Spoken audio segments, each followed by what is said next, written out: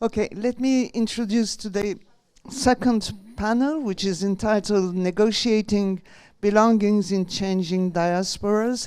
So our three panelists are going to talk about moving Armenian identities in three different geographical contexts. We're going to travel to Turkey and Armenia, but then to Russia, and then to Lebanon. So first of all, let's talk about Turkey and Armenia. We are going to hear a paper about Armenian refugees from Syria, mainly from Aleppo, fleeing the Syrian civil war since 2011, and moving towards two different homelands.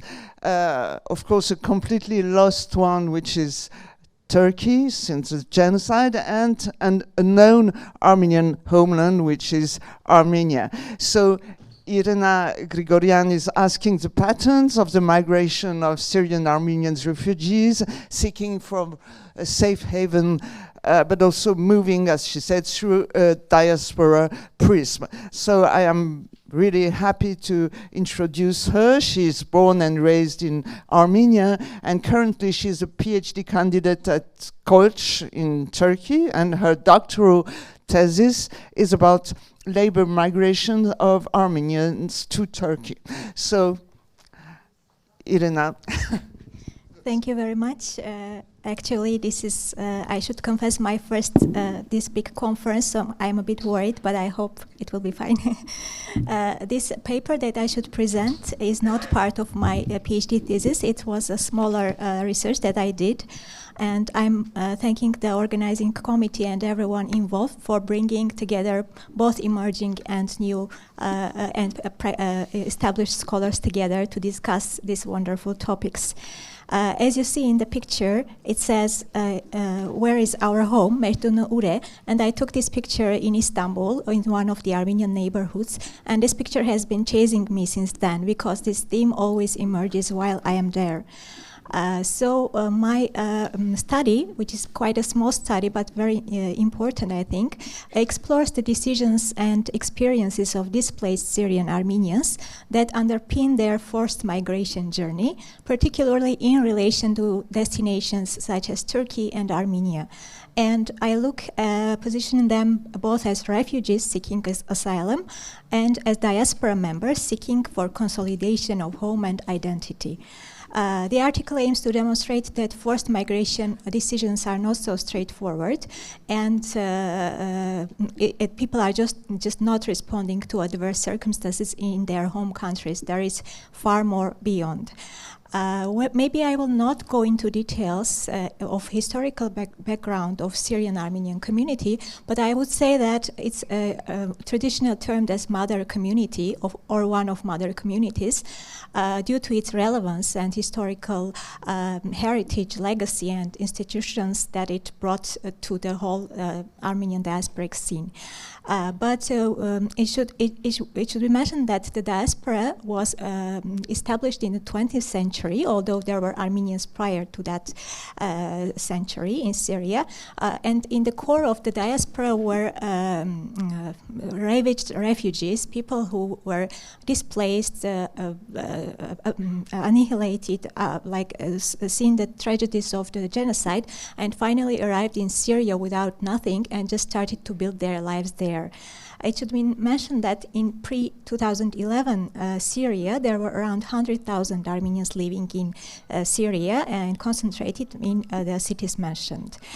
I should mention that like their compatriots, Syrian Armenians were also dispersed due to the conflict that started in 2011. But being also a diaspora community, members of very established diaspora community, they were also affected by considerations about homeland, where is their homeland, where do they belong to, and what collective memories do they possess. So in my paper, I am looking at of course, there are different directions and phases that Syrian Armenian exodus consists of, but I'm looking at initial stage, the immediate emergency exit stage of this exodus. And The destinations chosen by them were first and foremost conditioned by safe and available, I would highlight available routes at the time of exit. However, diasporic identities and relations to places also shape the choice or abstention, not choosing a destination, of routes undertaken by Syrian Armenians. So we will move to routes Armenia and route Turkey. Route Armenia, of course, Armenia is not neighboring country to Syria, so it couldn't be like the next door exit for Syrian Armenians moving to Armenia. But also there were like options organized of evacuating people from Syria. One of those alternatives was the Syria, Turkey, Georgia, Armenia transport route. Vehicles were organized to move people through this route, but it was not very safe and it was very costly. Another route was regular chartered or emergency flights that were organized by both state and also like individuals, but these flights were also very costly and not very sufficient to relocate all the population. And another thing that's important in relation to Armenia as a destination, although the ancestors of most of the Syrian Armenians were not born in Armenia, and in fact they don't have any geographic affiliation to the country, have never been, most of them, to Armenia before the crisis. Still Armenia is considered an ethnic homeland for them. We can probably discuss this term. And it provides overarching safety for identity preservation and also legal civic possibilities for Syrian Armenians. Very, very briefly here, I would mention that state facilitated certain acceptance measures for easing entry requirements of Syrian Armenians to Armenia, among them establishing passport points in Damascus and Beirut, accelerating process of provision of asylum, simplifying processes and waiving fees for citizenship and others. During up to till 2017, around 19,500 Syrians have received Armenian citizenship. But also there is another factor of this, which is very specific to Armenian case. For being able to provide international assistance to Syrian Armenians in Armenia, the UNHCR formally qualified them as persons in refugee-like situation to be able to provide them international assistance, despite these people could have Armenian passports. Unfortunately, the numbers have declined now in Armenia since Syrian Armenians didn't find long-term economic opportunities in Armenia, and so Armenia became kind of transit for not most of them, but probably quite a big portion of Syrian Armenians have already left to the third countries. As for Turkey as a destination, I mentioned his abstention from route Turkey, which is perhaps quite self-explanatory because Armenians hold this collective memory and trauma towards, especially Syrian Armenians, towards Turkey, since most of their ancestors a century ago were annihilated and forcibly displaced from Anatolian hometowns, and now after a century, again going through the same violence and returning to Turkey would be very inexpressible historical cycle for them. But also we should mention that Turkey is the major country hosting the largest number of Syrian refugees, and it's closest and the most available route to Syria. So in case of emergency exit, Turkey has to have been the easiest and most available route for escaping Syria, especially during the open border policy. Despite the evidence that there was no Armenian refugees from Syria passing to Turkey, I still found some people who did pass to Turkey temporarily or for a long term, and I interviewed them, and this was very interesting in terms of examining how they negotiate these refugee identities and the diasporic identities while being in Turkey. Let me skip my theoretical part because it's a bit large, but I should mention that I looked at both theorization of refugee imperatives and diaspora imperatives. For the refugee one, I looked at the polarity of migration literature, looking at voluntary and involuntary migrations, and kind of erasing a human agency from involuntary migration, and I criticized that in my paper.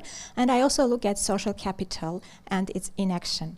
As for diasporic imperatives, I should mention that the notion of home is not straightforward for the case of Syrian Armenians, as it is unclear where is their imagined homeland, to which space their collective memory is bound to, and where is their return destined to.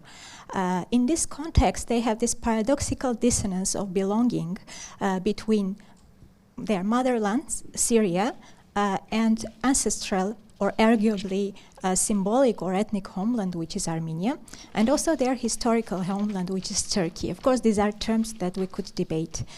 But then I take Stuart Hall's plural vision of belonging, discussing that this dissonance leaves Syrian Armenians challenged by ambivalent sense of belonging, or it makes them realign their belonging, their identities towards less rigid notion of homeland and belonging.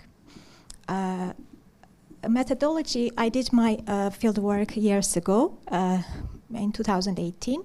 I did 18 in-depth interviews both in Istanbul and in Yerevan, and I collected lots of secondary data from informed individuals. For example, a priest who supported Syrian Armenians in Istanbul, and NGO workers and similar.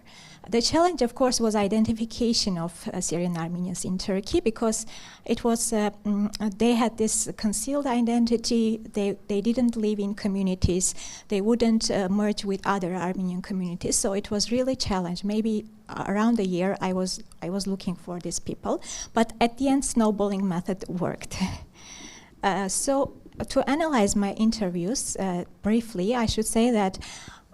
Of course, there is no sizable Syrian Armenian refugee community in Turkey, and even now, most of my interviews are not there anymore. They transited to other countries. Those who moved during the time of interview to Turkey after Syrian conflict were those who wished to pass through Turkey as a transit country, or arrived there for economic opportunities and better job options. My informants were mostly young, single, or married with just husband and wife, these small family units. And most of them came from Aleppo, and all of them reported having ancestral roots in Anatolia, and family members both in Syria and Armenia. They didn't live in refugee shelters or didn't receive any refugee assistance or schemes like most of Syrian refugees in Turkey do. And most of them were employed, quite self-sustainable, and they spoke Turkish, which elevated their chances of employment. And of course, they were not a community. They lived quite secluded in different geographical locations in Istanbul. I will come to this later when my excerpts from interviews will emerge. So out of my interviews, I took out 3 lines from refugee imperatives and 3 lines from diaspora imperatives. And first of all, it is safety that emerges as an important factor when people talk about their move. And this is most pronounced because safety is not about physical safety, but also being able to practice freely their religion, language, and being open about their ethnicity. So most of them reported fear of religious and ethnic persecution, and most of their moves were impromptu. They just packed their stuff and left for Istanbul or Yerevan. You see the fragments from interviews, which I think it talks about importance of safety. The second one is activating social capital. Although the move was very impromptu, most of them still managed to activate their social networks, be it families or friends in destination countries, or just using the national community network. For example, in Istanbul, there is a Knala Ada. This church is in one of the islands of Istanbul, and the church actually sheltered Syrian Armenians for some time, and this lady actually used this shelter before her move to Canada. Actually, by the time I interviewed, she was still not, she hasn't moved to Canada yet. Another one is coping with uncertainty. Of course, these moves are very fragmented and they don't always find long-lasting settlement in one place. And also, my interviews reported lack of perspectives about the future. So it's both observant in Yerevan and in Istanbul. The second imperative, block of imperatives that I identified is diaspora imperatives. Those are considerations about identity, belonging, and legacy. So it should be summarized that settling down in Turkey has not been a straightforward decision for most of my interviewees who were in Turkey. The opinions of family and community also influenced their decisions, and also the collective memory they hold about destinations. So they see the experience of moving to Turkey as a continuum of the same events that happened a century before, and they see it as a continuum of one event. A second one that I should mention is diasporic legacy. In these terms, I identify a language resource. Although as a minority, Syrian Armenians have many precariousnesses, but also, and they are limited to the support structures of their community, but also they possess resources that other Syrian refugee groups might not have. For example, in this case, it's the language, and actually the language, the knowledge of Turkish language help my interviewees in Turkey find a job and live quite a decent life. So in this quote is very talking because it says that in fact, they learned the language not only through television, but also through their ancestors. Another one, and the last one, is the identity struggle that I observed in my in the interviews. Although it's not as pronounced as need for safety or safe place, being able to freely practice one's own cultural, religious, and ethnic identity and accessing broader safety and well-being has an overarching meaning.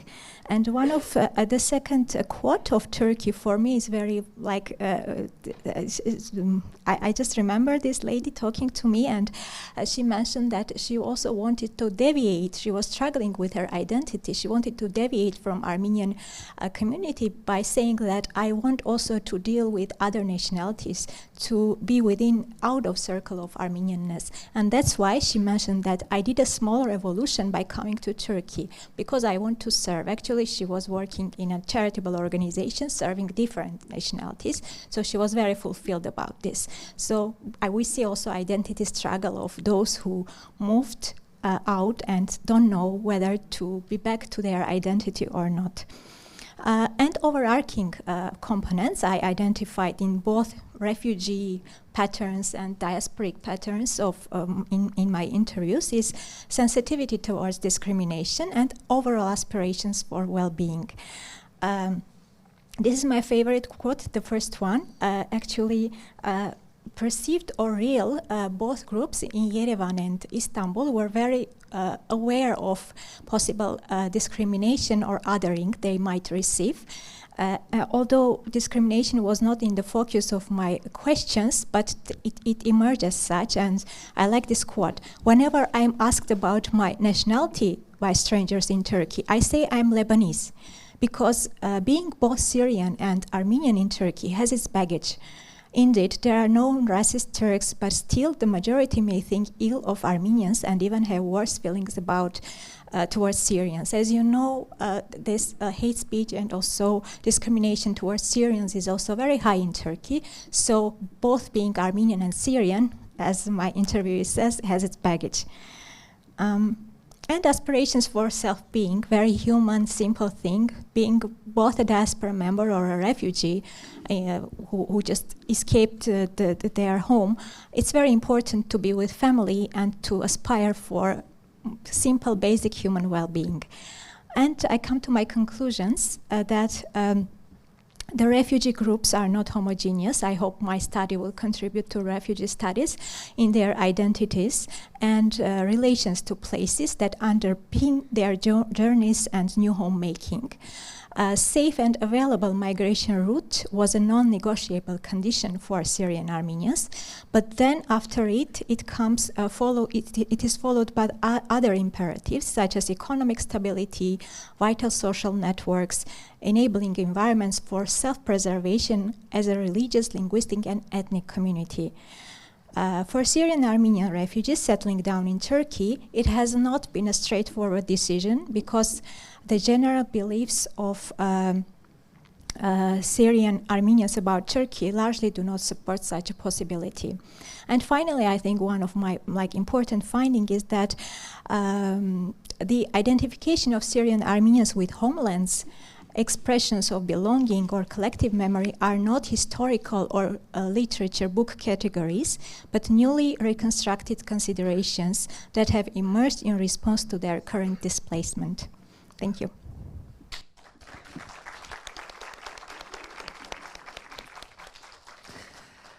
Thank you very much, Irina. So I'm moving now towards Natalia Kosmarskaya, who is going to speak about another very important diaspora, which is the Russian one, which is, by the way, the more important one, with the 1.7 million, as we saw on a map yesterday, and maybe the Russian diaspora, which is also the more important one and the less studied in so many ways. So she's going to talk, excuse me, about the shifting and challenging identities of Armenians of mixed parentage in the big cities of Russia. So let me introduce Natalia Kosmarskaya very briefly. She is a member, leading research at the Center of Central Eurasian Studies, which is part of the famous Institute of Oriental Studies in Moscow, and so part of Russian Academy of Sciences. Natalia's topic, She published a number of papers about post-Soviet migration to Russia, so-called Russian diasporas, trajectories of ethnic social identity change in the context of urban post-Soviet relationships, and so on. So I'm very happy to are you ready?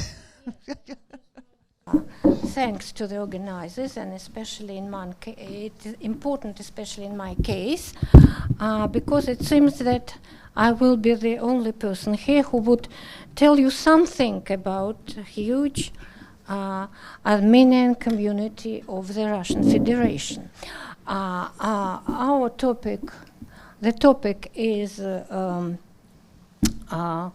about identity formation of the offspring of mixed marriages of Armenians, mainly with Russian, but also to some extent with the peoples of other nationalities living in Russia. This topic generally was very popular among the Soviet ethnographers of the Soviet time because of this very heavy political ideological feeling, and after the collapse of the USSR, all these pressures have gone, and the topic appeared to be largely underexplored during the last 30 years. Two pieces of research which worth a lot of attention. One was written by the American researcher Adrian Edgar and devoted to identity of offspring of marriages of Kazakhs and other peoples in Kazakhstan, and another one on the Russian base of Elena Nasenko-Stein, devoted to identity formation of offspring of marriages between Russian Jews and the people of other nationalities, maybe Russians. They are about the situation where this identity was mainly under the impact of the top-down factors. In the first case, this is the nationalizing policy of the post-Soviet state. This is Kazakhstan. And in the second case, this is the legacy of the state anti-Semitism, which was still in force when Elena Nasenko has conducted her research. And both of this research, just like as mine, are based on purely on qualitative methodology, on life history on the interviews in the life history format. Now we turn to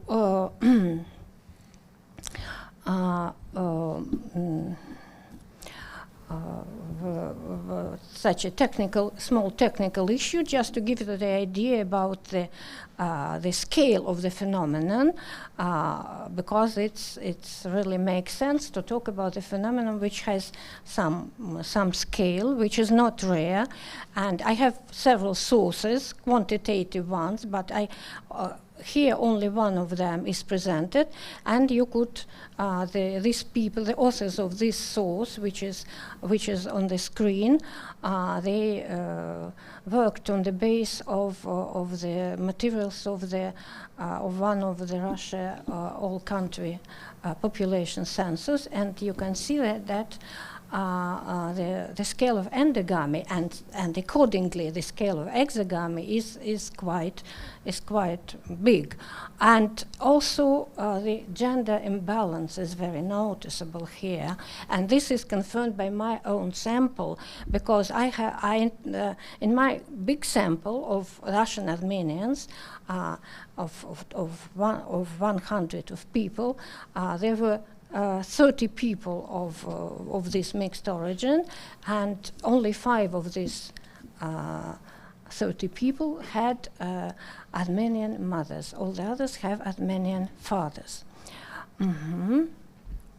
Now, what could I tell you about the parameters of self-ascribed identity? Well, these groups are a little bit missed in this slide. These groups are present the main results of the research of Elena Nasenko, and she has identified 3 distinct groups. And the most numerous is the third one, where the people consider themselves as definitely as Jews and take the Jews as their own in-group, and they are linked with the organizations, they practice their religion, they are studying language and so on.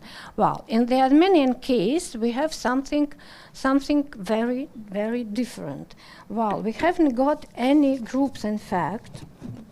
We have no division in several clearly distinguished groups.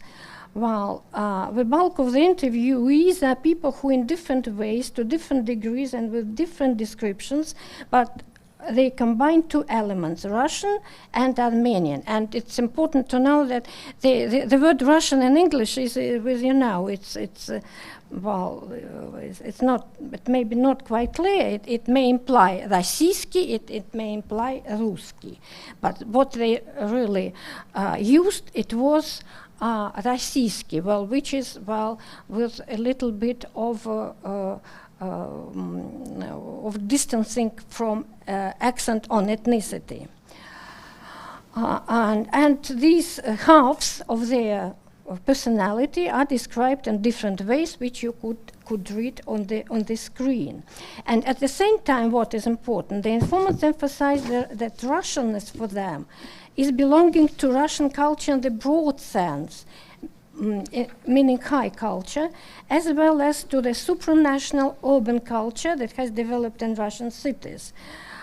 If we talk about cultural codes and norms in a more everyday sense, no Russian ethnic content is noticeable in their statements. According to one of the informants, he cares about general cultural codes generally accepted by the late Soviet and post-Soviet intelligentsia in large Russian cities.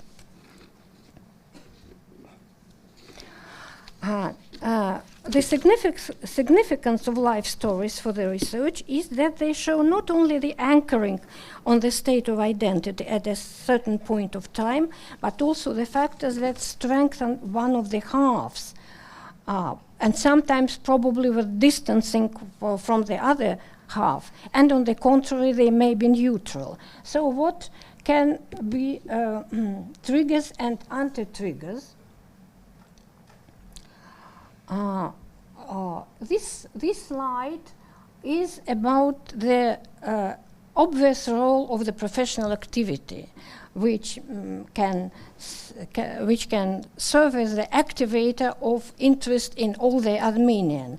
Well, this is the this long, but I think it is interesting dialogue with the informant who describes how he turned to all the Armenian, how his interest was activated after he was approached in his home city, Krasnodar. He was approached by the local Armenian businessman who offered him to publish the journal devoted to Armenian life in the southern part of Russia. And he asked about 3 months to prepare, and he, in this dialogue, you can read about how this preparation developed and how his personality has changed in relation to Armenian culture, language, and all these things. The interviews also record the significance of such internal factor of identity formation and family and family environment. But the role of the family appears in several aspects. Well, the first one is the composition of the nuclear family. Well, this is, quite understandable. The presence or absence of the Russian or Armenian father as a result of divorce, or if the father died, for instance, can be a very important factor which works to moving more to the Armenian side or more to the Russian side. And not unfrequently, the mother with the child, with the teenager, for instance, they move to another city, and so contacts with Russian or Armenian father are quite rare.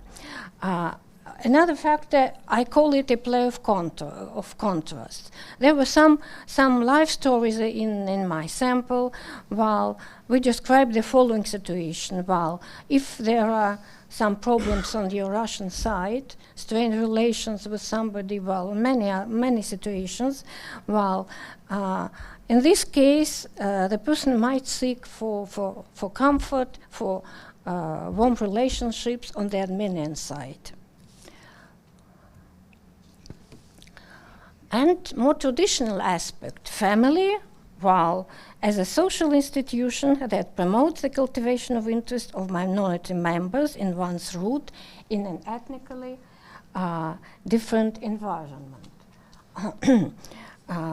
In the study of Elena Nasenko-Stein, the family didn't play any significant role in the formation of identity of the descendants of mixed marriages with Jews.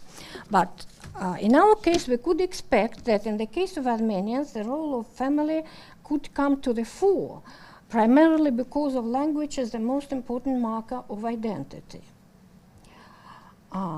But life stories we have collected speak of this possibility only as a theoretical one, unfortunately. In most of the interviews, when this topic was raised, the reasons why it didn't work out, не получилось, as they said it in Russian, were usually described. Little free time, Armenian as a very difficult language, impracticality, in terms of love prospects, it's better to learn English, and so on. Now, it's very important aspect that the role of kinship and friendship networks can also work as an anti-trigger and work to the distancing of a person from the Armenian side. In a number of interviews,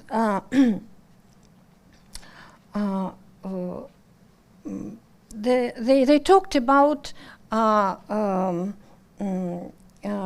reprimands, attempts to bring the shame of their Armenian kinship and acquaintances, friends, and relatives, asking them, why don't you speak Armenian? It's bad, shame on you, and so on.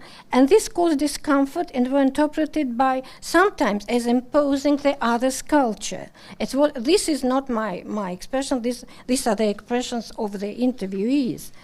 And so the effect of this communication with Armenian kin relatives and more distant surrounding could be opposite to what was expected. The informants gave examples of these admonitions, attempts to reproach, teach, demonstration of stereotypes, talking about how Armenians should do this and that, but why don't you do it like this? Armenian women should behave like this, children should be brought like this, and etc. Yeah, okay. I'm moving. Well, well, in the case of some other factors, we could talk about this list of factors which are related with xenophobia, Armenian organizations, media, language circles, and everything which is about the diasporic organizations, Armenian Apostolic Church, and last but not least, Armenian genocide. Well, but none of the first three factors have any serious effect, according to my interviews.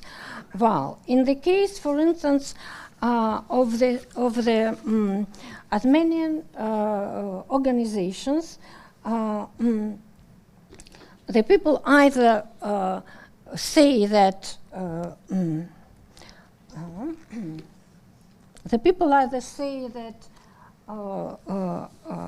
I just keep in touch with Armenia through my family and Armenians here in Russia with their organizations. Why I need this? I myself am a Russian Armenian. They also mentioned the points that discourage such participation. These are the low efficiency of the work of some organizations, proximity of some formal organizations to the Russian authorities, and in fact, the informants named all the reasons why people might dislike officials and political functionaries. As for the Armenian Church, you know, well, the people who were really true believers in their words, and this is quite expectedly. They were in minority, and for these people, going to the Orthodox Church or to the Armenian Church, well, practically there was no difference in this, and they usually talked about the closeness of these two churches, and a very important point certainly about the genocide. According to historians and anthropologists, including and the general view, including the views of our informants, the perception of this tragic event became an important marker Yes, of their identity as Armenians. Well, what about these descendants of mixed marriages? They demonstrate first an emotional involvement, but in the same time, they demonstrate a distancing from from this event, and the desire to look a little bit to look at this a little bit from the outside. And just the last conclusion. And this approach, which represents an attempt to somewhat rationalize the perception of genocide, the attempt to approach it somewhat from the outside, is followed not only by the descendants of mixed marriages, but also by Armenians from modern ethnic families of several categories who moved from Russia, not from Armenia, migrants from Azerbaijan, migrants from Georgia, and Armenians living in Russia for several generations. Some of them probably have never been in Armenia. And taking this point into account, just the last phrase, it can be assumed that the very large subgroup of Russian Armenians born in mixed marriages is not isolated from the point of view of identity. It has rather blurred boundaries, merging with other subgroups among at least two important identification markers: perception of the Armenian genocide and weak knowledge of the Armenian language. Thank you very much.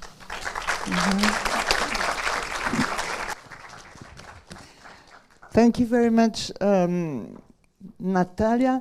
So our next step and final step for today's panel is Lebanon, more specifically the Armenian community in Lebanon.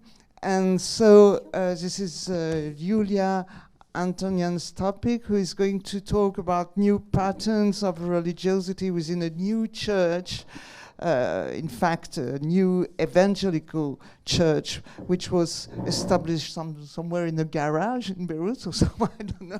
We are going to talk about that, and how, so the paper is about how the ascribed, apostolical, national, state, political identities came to be challenged by the apparition of this new church, which is called Spring of Life. So this is Yulia's topic today, so let me introduce her briefly. She's an anthropologist, and more specifically an anthropologist of social structures with a special focus on religion within Soviet and post-Soviet area. So it's up to you now.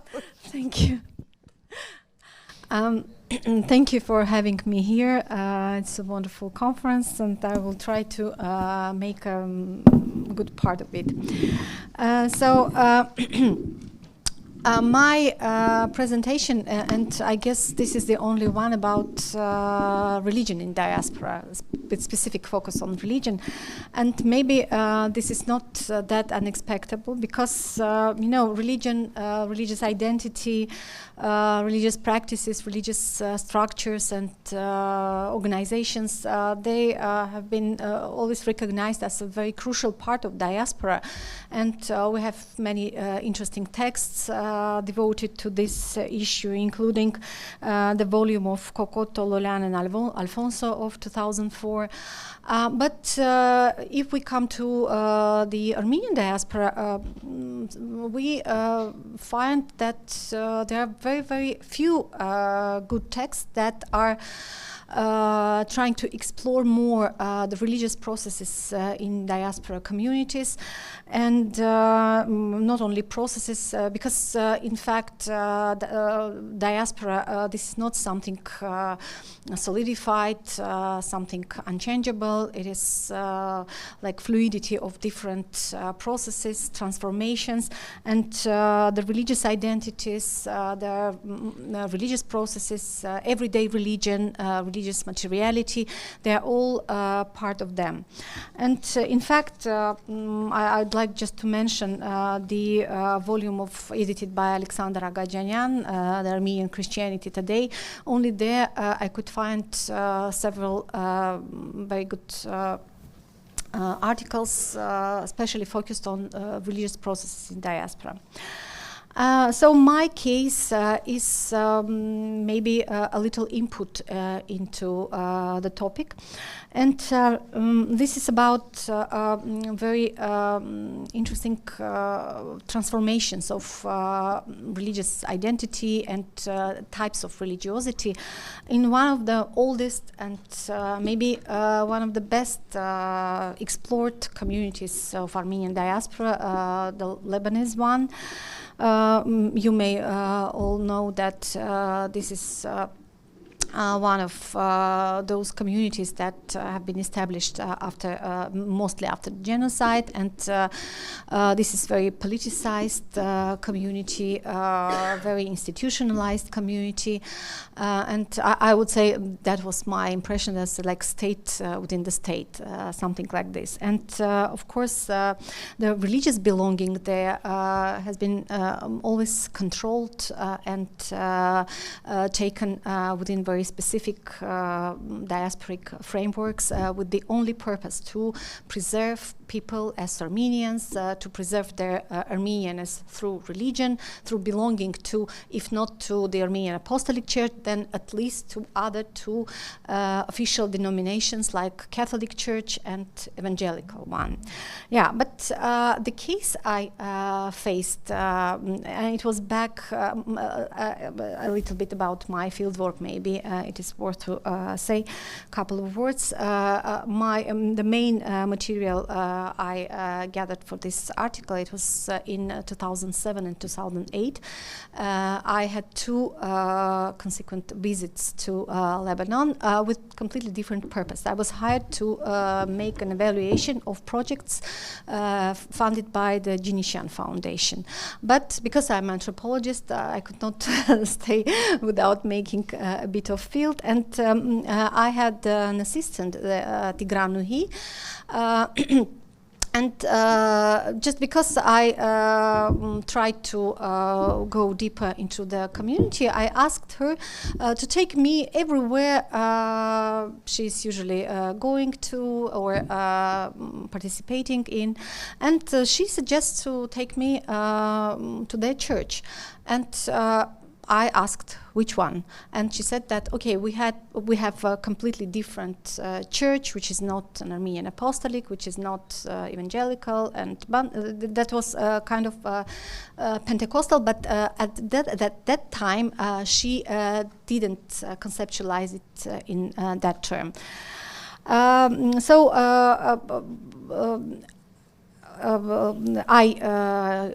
went there and I participated in their meetings, in their services, and I did this in my next visit in 2008. And since I was trying to follow the developments of this group, and recently for this paper I also made a couple of interviews by Zoom, and also I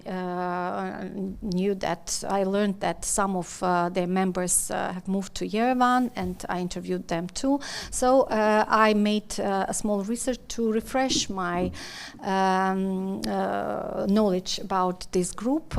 And it was very interesting because the transformations was really significant. Now to go back to ethnography of the case. In fact, this group, if we take this case outside of the diaspora frameworks, we would see that it is not any different from very usual case of formation of a charismatic religious group. And we have those experiences in many countries. But if we consider it in the diaspora frameworks, in the Armenian diaspora frameworks, the situation is completely changed. In fact, the church started with a personality, with a very charismatic personality of Gevorg Chaparyan. First Yeghbayt Gevorg and then Patveli Gevorg, because he became a pastor later. Gevorg Chaparyan was a person who, the legend sounds like this. He was a mechanician. He had a garage, as they say, workshop for cars or something like this. That meant he was rather well settled in the community. But one day he started to vision God, and he decided to be closer to spiritual life, and he started to attend the Armenian church more frequently, but he was not accepted them. His way to pray, his approach to spirituality was not accepted by the Armenian church, and he started to accept people in his home. And first it was like a group of 10, then 20, then the number raised. And as one of my interlocutors in Lebanon said, for the first period of time, it looked like Yeghbayrak Tsutsun, the brotherhoods within the Armenian Apostolic Church, kind of movement of spirituality movement. But and many of the Armenian priests attended those groups, and some of them were even very delighted with Yeghbayt Gevorg, with his insights and spiritual interactions with his attendants. But step by step, the Armenian Church forbade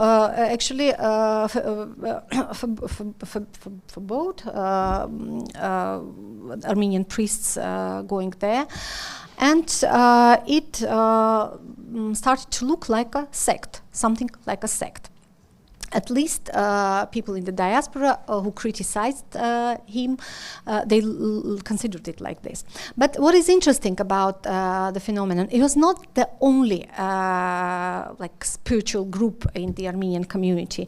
There were several ones, that of Salbi Keleshian, who was gathering people for singing spiritual songs and praying like this, and a certain Doctorian, who was also preaching among the small groups of people.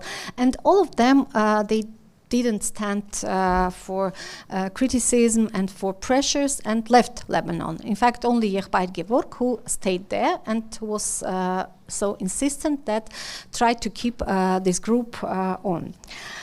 Digranuhi, my companion, and in fact she was she introduced me this group. She was from a family, from the mixed family. Her mother was Eastern Armenian, Armenian, and her father was a Lebanese Armenian. So this is why it is mixed, because they lived for a while in Armenia, because her father was a repatriate of 40s, and then in late 70s they moved to Lebanon, but Tigranuhi still was born in Armenia. And just because of that, her parents didn't insist on her involvement into the Armenian political and other structures, but she was actually. She was one of the community activists, and she was, as she said, I don't write the quotes just to save the time, and she said that she was everywhere in parties, in clubs, in Azgain Zernarks national events and so on, but still she didn't find kind of satisfaction of his involvement, and she was looking for something spiritual. And when her own brother, who was the Armenian priest, ordained priest, first introduced her to the group of Yeghbayt Gevorg, she thought that she finally had found what she wanted. And in fact, this group started to raise and to get bigger. But still, in 2007, when I first visited Lebanon, members of this group, they still realized that they are oppressed, they are criticized, they are they're kind of not free in their manifestations of their religiosity. And they were even depressed in some sort because of their families. Most of their families did not accept their involvement into this group. But in 2008, like 2 months later, just 2 months later, I saw very interesting development of this group. They became more self-assured because they decided to completely separate separate themselves from the Armenian church and to register completely new church, the Spring of Life. Here I am coming to a concept that I value much for this case, the concept of rupture.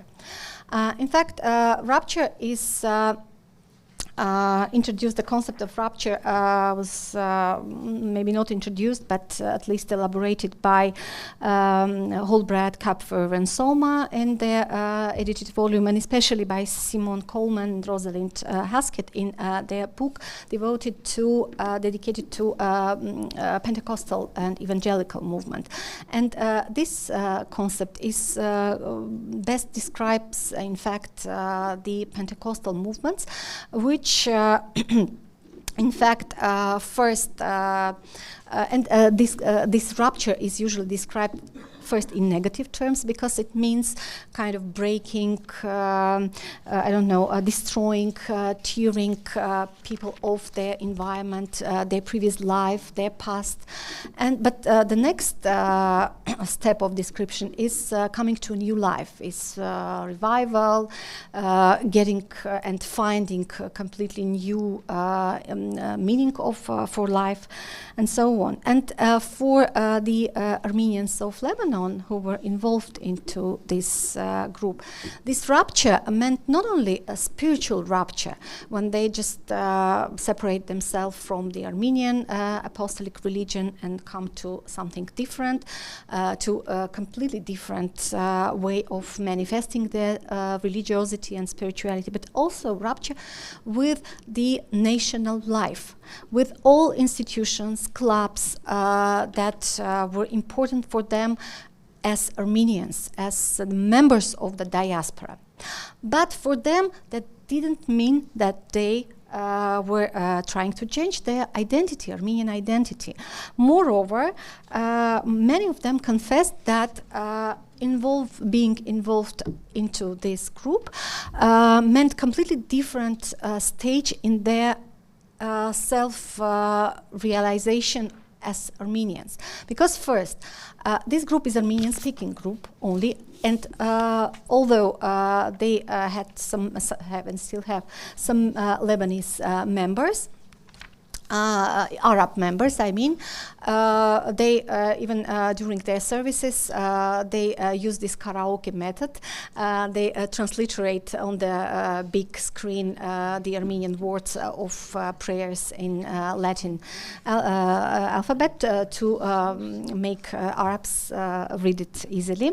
And in fact, but still, the pastors, the members, everything is in Armenian. Second, many of them who didn't speak good Armenian, they had to elaborate, refine their Armenian. Second, during the institutionalization of this church, they in fact, I forgot to completely to change slides. Okay, that was. During the institutionalization of this church, they were going back to this national life, but in their own terms. They started to organize different events of charity, for example, and especially in connection with the Armenian events like War of 2020, the Karabakh things, and so on. They started to create a pan-Armenian network, and this network partly was created spontaneously because some of their pastors left because of difficult economic situation, left for United States and Canada, but some left for Armenia, for example. The Armenian pastor David, it was considered like a mission, like a godly mission for him. He visioned for it. And in fact, it helped them to conceptualize their meaning, their national meaning for their church, to evangelicize Armenians. In fact, not Christianize, but evangelize Armenians. Actually, I missed the, and to save the time, just one thing too. The church is also trying to get its members to be modernized, in fact. And the most modern thing that they introduced is as I could say, the charismatic feminism, the Institute of Female Pastorship. And Tigran Nuhi, my companion and friend, she's become first female pastor, in fact, in Armenia, in their church, and there are already 3 of them. And in fact, that was the thing that let them feel themselves very modern, very adopted to the requirements and cultural and social transformation of the modernity. And just to conclude, in fact, I would like to point out that the experience of this Spring of Life Church, it may be considered as a cultural response to new demands for life, meanings, identities, and forms of personal agency within the highly institutionalized, rather rigid is their word, by the way, and intolerant diasporic communities such as the Armenian community of Lebanon. And they are creating a completely new type of community, which gives them completely different meanings, different, how to say this, aspirations for their national life, by the way, not just life. And it develops completely new patterns of religiosity and spirituality, which are passing through the rupture with the previous institutional community Armenian life. And what is interesting, that further institutionalization of this group is getting them back to national life, but in completely different space with completely different goals. Maybe that's all. I stop here. Thank you very much. Thank you. Thank you very much. I'm sure there will be a lot of questions within the audience. I have only 3 ranges of questions for each of you. And so first of all, for Irina, you mentioned your fieldwork was conducted in 2018. So my question is a very simple one. As you may know, I'm not a sociologist at all, so I have only basic facts to ask. So the simple question is this one: what do we know today about the establishment of Syrian Armenians in Armenia now that Armenia obviously cannot be seen exactly as a safe refuge? And so given the context of, let's say, kind of stabilization of the crisis in Syria, and more specifically, what we know about the reconstruction of Aleppo by Assad, by, I don't know, the Russians, the Chechens, or God knows who. Is there, to your knowledge, movement of returnees from Yerevan to Aleppo, for instance? So that would be my first question. The other one is, on the contrary, if there is no returnees, so what about the settlement in the Armenian motherland? Is that seen as a permanent settlement, and how? Thank you for the question. In fact, right before this presentation, I tried to figure out the situation because it was also, I kind of anticipated the question. As you know, in Armenia and in the world, the attention towards mobilities and this forced inflows is shifting very fast, unfortunately.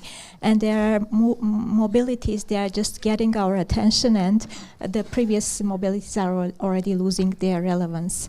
Unfortunately, I cannot bring data about how many Syrian Armenians there are currently in Armenia remaining, because there is no such statistics, there is no such registry to my knowledge to keep this track. But to my understanding, most of the Armenians have moved to third countries. If there are more knowledgeable people than me in the audience, I would like to know this. But to my knowledge, unfortunately, people didn't find long-lasting solutions and establishment in Armenia, and they moved to third countries. But it doesn't mean that they all left. Of course, there are families and groups that are already established. They have their job, business, a good reputation. So it's not like straightforward that everyone left. It's just, I think, those who couldn't find themselves prospects, they just left, and those who found, they stayed.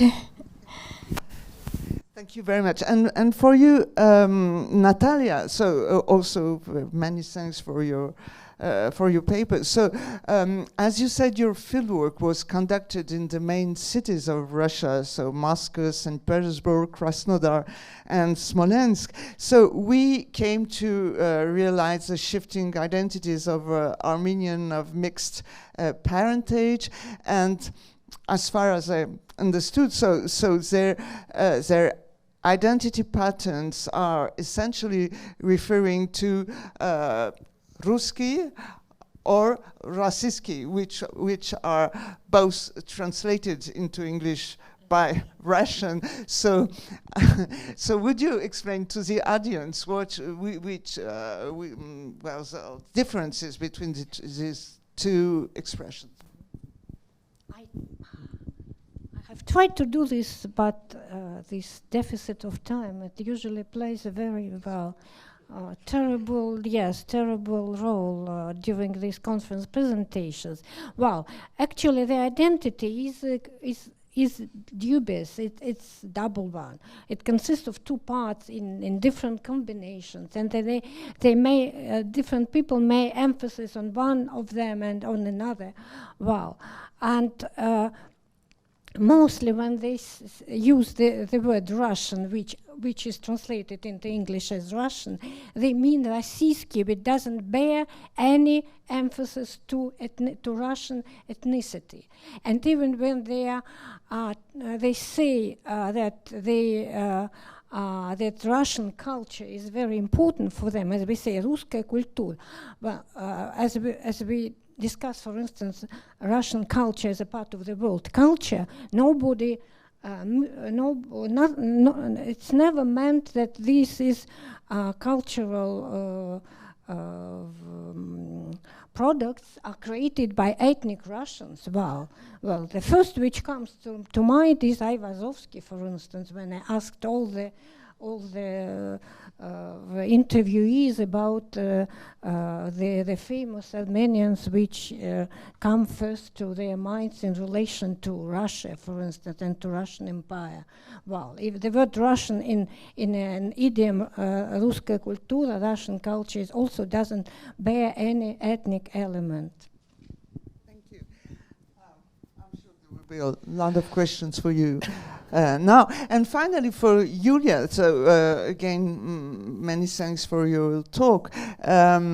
Since you yourself have given us a very vivid account of your experience in Lebanon and your meeting with Dikranui and Dikranoui's family and Dikranoui's brother, is it him on the photograph you this is during the baptism? No, it's not him. Individual oh, okay. So I was, well, I don't know. I was wondering if my own experience of evangelical churches in Armenia is interesting. I wanted to talk to you about a meeting I had during a kind of inquiry I was involved in with the Word of Life evangelical church. You may know that church, Word of Life in Armenia. That meeting happened, I think in 2018 or 2019, just after the so-called Velvet Revolution. And so I went to the Word of Life church located somewhere outside Yerevan on the chaussée of Tbilisi, and had some kind of an impromptu interview with a pastor and his wife, and it was a very, very funny interview in some way, because I was quite suspicious about them, and they were very suspicious about me. I was suspecting at the time. Not only suspecting, I was more or less convinced that this church had some kind of a link with the revolution led by Pashinyan or some leaders that were moving near Pashinyans. So anyway, we had some kind of conversation, and the man and his spouse gave me a quite unexpected ascribed identity, telling me, but you are an apostolic.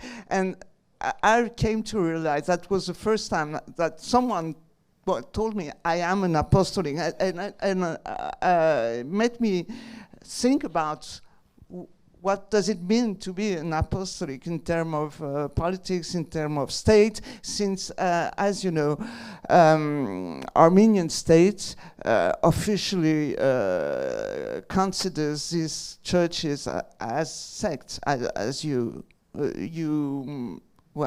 recall that during in your paper.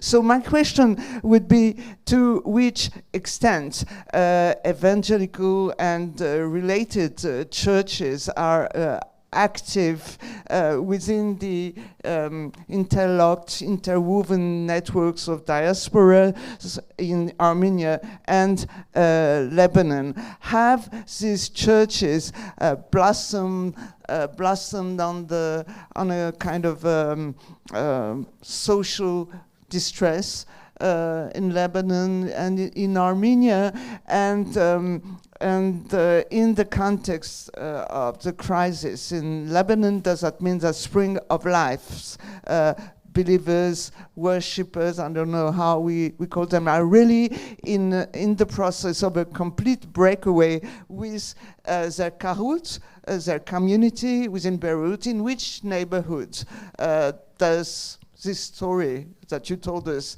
takes place? And well, that's my question. Okay, thank you very much. I don't know if First, you're happy with that. This is Alexander Agajanyan, about the book edited by him I talked to you about. Yeah. And he also, by the way, has a great article about brotherhoods. I also mentioned Yehbayraktsutsunner. But answering to your question, first of all, Kyanki Khosk, Kyanki Akhpur, the Word of Life and Spring of Life, they are completely different churches. They are not the same, no. Word of Life, this Armenian-based church, and it emerged long before the revolution, so it doesn't have any connections to Pashinyan's movement. They are not political at all, and even some of previous governments, they were members of previous governments, they were members of this church, so I don't know, it has not any very strict political associations. But about evangelical movements, this one in Lebanon, you know, it's difficult to say. It's like accusation that they are like blossoming on the social distress or like this, because the stories are very, very different. And I have interviewed, and I've mostly talked actually. It were not formal interviews, because but they all were very like ready and very talkative, and they told their lives stories and their motivations to be involved in this group, and they were really different. Some of them really had their personal periods of distress or depression, and this is very normal for such kind of groups. You can choose any evangelical group throughout the world, and you can find hundreds of stories like that. Some of them just were in search of spirituality. They were enough of this political life and political conflicts within the community, and they wanted for something which would take them away of this, I don't know, everyday politics and nationalism, and take them in kind of spiritual way. So very different stories, and every one of them would just try to find what they needed in their life. But what is interesting that, the conflict between these traditional structural institutions and between these spontaneous spiritual groups is obviously I would say manipulating these national identity issues. They said, okay, you are not the members of the Armenian Apostolic Church anymore, you are not Armenians anymore, and they are retorting like, why we are Armenians, we are praying in Armenian, we are thinking about the Armenians and Armenia and Karabakh and so on, and we are trying to do something for Armenian cause, something like this, but we just don't want to follow your religion way, we are following other spirituality way, something like this. So that was more that conflict of power, I guess, because the Armenian Apostolic Church, they just didn't want and don't want to lose so many members and lose control over them, and at the same time the members of this group, they had more possibilities for individual I would say development path, because they many of them started preaching, started self-manifestating, and became pastors, which was also kind of opportunity for personal growth. So this is rather very complicated process. Yeah. Okay, thank you. So you show us. This is Kevork's big tour in in by the way, just recently, in just Boston 2 days. and Canada. But what about the neighborhoods in Beirut? Actually, you know, the people from old neighborhoods, From even old- from Anjar, from old- they come to this group. Anjar. Now they are about 200 persons, their number, and by the way, they include also Arabs. Not only Armenians, but they are not claiming to be only Armenian, but in other countries they are Armenian by default, because the language is Armenian, and even this is also... Sorry. Okay. Just because there are, I suppose that Wants- I can see that there is a lot of questions. So sorry, извините, everything, everywhere. Yes, thank you. Thank you. I'll be brief, but since something that I did was mentioned in the introduction, I feel obligated to interject. First, Irena, I'm curious, you mentioned economic conditions that became the cause for Armenia to become transient place for Syrian refugees. I'm curious about those economic conditions, if you could mention just briefly some of that. Natalia, I have 1 trillion of questions to you. But I'll start with, I'll be brief. I'll start with the premise that I agree with your conclusions, or tend towards agreeing with your conclusions towards the end, what you mentioned. But I think you also wanted to show us one more slide, but you had to, in the interest of time, skip it. That would be a very interesting slide to reflect on. Another thing is, I'm curious where the bulk of the responses came from, majority of respondents.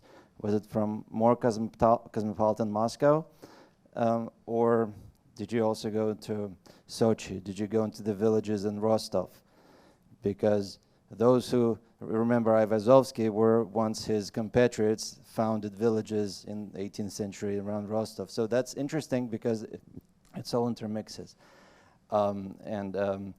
To Yulia, brief question, what you're describing, and I don't remember the terms, so somebody more learned to correct me, but where there were periods in Armenian history where the new so-called sects would appear and then would subdue. Do you see any parallels there?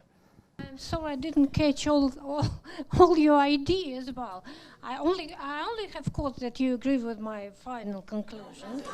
No, this is not the only one.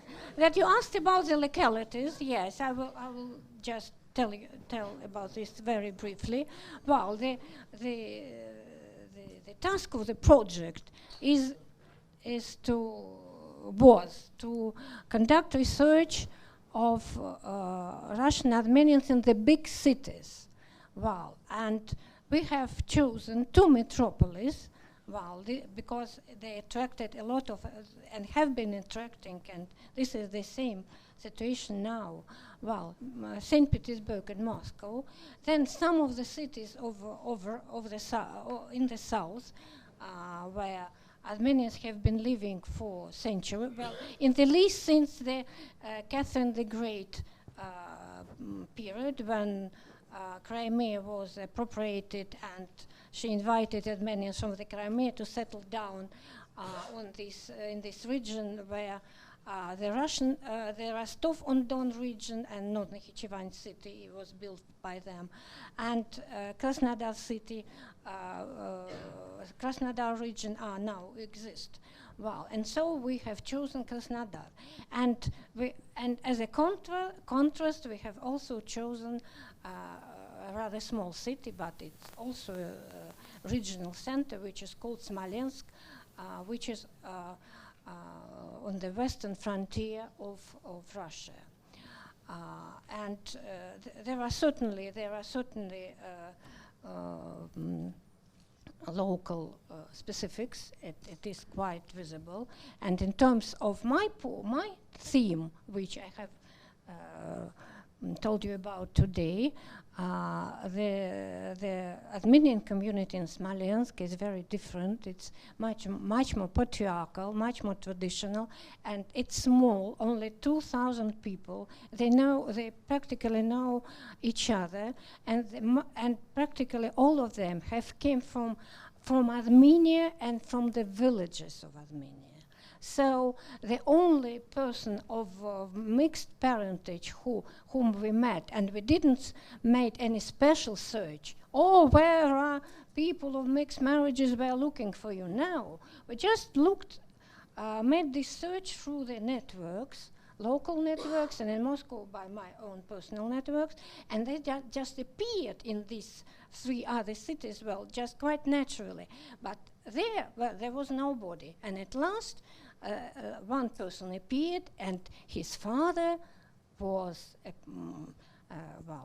prominent local figure. He was the main surgeon of the local hospital, professor, and he was born in Krasnodar, spent all his life in Nizhny Novgorod, has never been in Armenia, and in Nizhny Novgorod, where he worked also as a surgeon, he married Russian women, and their son was our interviewee in Smolensk, so just an exception. Well, so these local divisions are quite visible. Thank you. There is here 2 questions more. Then Arman Khachatryan, that we can have. There are sujour, pasterma, lahmacun. Don't you have to lunch afterwards? You want to stay here? Okay. So there are 2 questions, and Arman Khachatryan, and here. Yulia, I couldn't help but notice one of your posters says men's service. Mm-hmm. And you also mentioned the brotherhoods, and I'm wondering whether you've considered a gendered approach to this study. Which one? It was the last one, the very last one. Yes. Mm-hmm, mm-hmm, mm-hmm. Yeah. Mm-hmm, mm-hmm, mm-hmm, mm-hmm, mm-hmm. Yeah. Can I add to the question for Dr. Antonyan? Hi. Mm-hmm. You spoke clearly about how this is not just about spiritual conviction, but also about discontent or disillusionment with traditional diasporic institutions, in this case, the Apostolic Church. So I wondered, particularly from your final slide, whether this Spring of Life, local church in Lebanon has a kind of conscious agenda or, desire to be constructing itself as a new diasporic organization, particularly with these pictures which show that they are reaching out to presumably congregations or constituencies in North America as well. Thank you. When you talked about Russian Armenians, when they come to Armenian genocide, in order to define the strategy, they distance themselves from the Armenian genocide, saying that, and I'm quoting, it's a universal human tragedy that should not be repeated. And I assume that because they have this Russian imperialistic identity more than Armenian, and because maybe there's some discourse that Russian Empire give up Armenians dealing with, they dealt with the Ataturk or Young Turks. So I would like to know, did you, first of all, your interpretation for this, why Russian Armenians distancing themselves from talking about Armenian genocide, this first, and the second, we have a short discussion with Zadig about this, and Zadig also suggested the other question, how they, what's the approach of Russian Armenians towards the Karabakh War? Because also in Armenia we have this discourse that Russia, because we have discourse that Russia left Armenians living in Karabakh, they give up like Russia. So what was the Russian Armenians approach to this issue? Thank you. Very big questions. No, I cannot agree with your point that any political discourse could make an impact on the perceptions of genocide by these people. It seems to me this is a negative, this is a natural consequence of what we call assimilation. When the people are living not in mono-ethnic environment, and they hear many different things, and they create more balanced perceptions of them. Because my perception of genocide is absolutely the same. This is a human tragedy, a universal human tragedy, which should not be repeated. And in my own surrounding, we have the same views. They said there were many genocides in the history of the mankind. Why should we specifically, emphasize this one? Nothing should be repeated, and we understand everything, and so on. And I would like also to emphasize that this perception is linked to many other aspects of the problem, which also throws lights on the identity of this offspring of mixed marriages. These are attitudes towards the Institute of Mixed Marriages itself. These are attitudes towards Islam. These are attitudes towards Turks and modern Turkey. Attitudes towards Azerbaijan and Azerbaijanis. Attitudes to traveling to Turkey. Attitudes to making friends with Azerbaijani who is, probably your neighbor, your classmate, and your colleague. And they discussed all this in complex. And for them, it's quite normal, to travel to make friends and so on and so on. Well, I cannot say that they are going to practice Islam, not, but they are much more tolerant. Well, and here these polar views are, well, they are absolutely striking. If one person who, well, in Krasnodar, whose ancestors survived genocide, she said, rather old lady, she said, they are all murderers. Azerbaijanis, Turks, they are all murderers, they are genetically murderers. I would never say a word, well, it never, ever, well, with great emotional outburst. And another person, well, who was born in Baku, a journalist, well, she is absolutely happy that after the divorce she retained a surname of her Russian husband, and she can travel every year or several times a year to Baku and spend holidays with the friends. Absolutely different things. Well, and about Karabakh, well, this again, you know, you could also ask me about the attitudes towards the war in Ukraine as well. Well, just very briefly, well, this community of Russian Armenians is as split as the other population of Russia. It depends on many, why people have different political news and derived on their evaluation of historical facts, of contemporary facts. There are many reasons of this, and it's very difficult, well, just in this very brief speech to talk about this. This community as split as the other Russian population. Thank you. So, no, sorry, because we will have an answer here because it's 1:30. Then there is a schedule to respect. So there is the fourth question. Professor Antonyan, do you? Sorry. Would you like? Who is the? I have this one. Yeah. It's related to Professor Antonyan. So, Professor Antonyan, it's another question for you. Okay. Do you remember the first one? Yes. Thank you for the presentation. I actually come from Lebanon.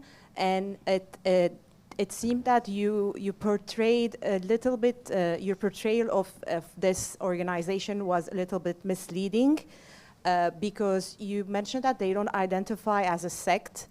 And I don't know how many of their meetings you've attended.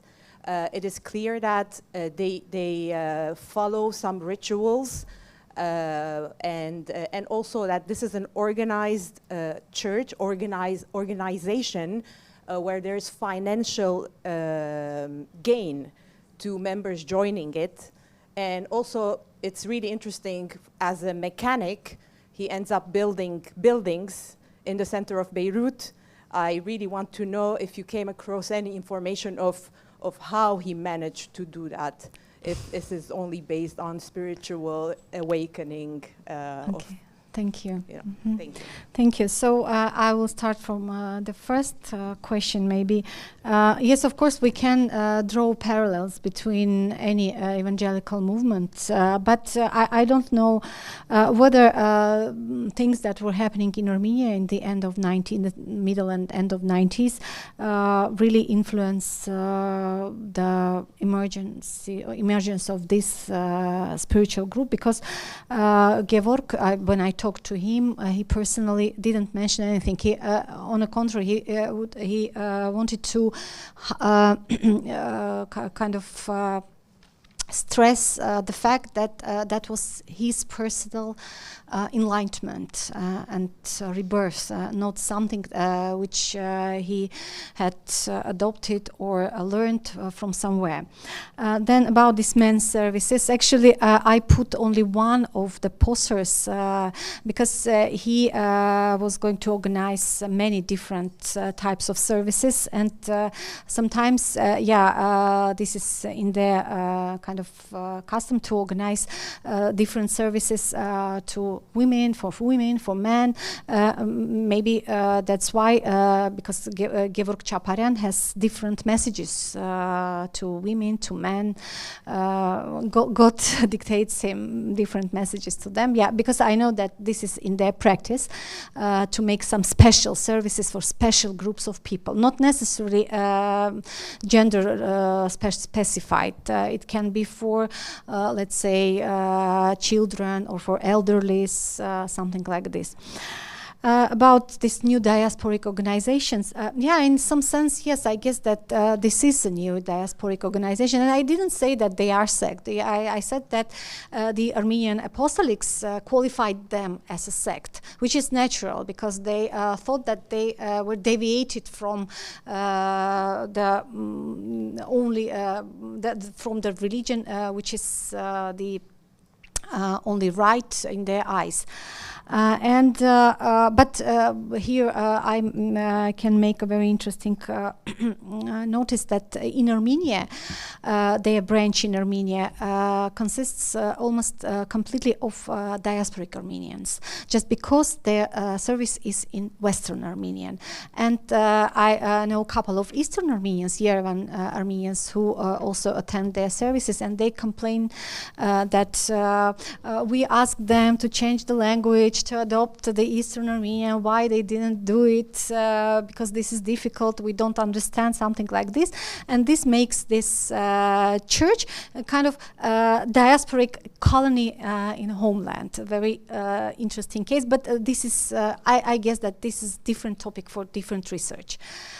Because this is the Armenian history. Yeah, and what was the last question? Don't you remember what was it? No? Okay. Yeah. Okay, so we have really to thank our speakers. I just would like to tell you that you are invited to have this lunch, everybody. So you can discuss again and have all these discussions. So now the lunch is in the foyer, just on the right.